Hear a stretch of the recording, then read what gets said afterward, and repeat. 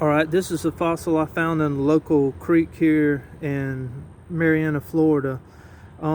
It's definitely a hominid thumb bone.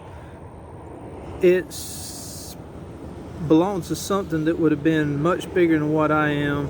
And from what I know, that there was no hominid species other than Homo sapiens in Florida at any time. They just didn't evolve here. So anybody wonder why they never found any remains of Bigfoot?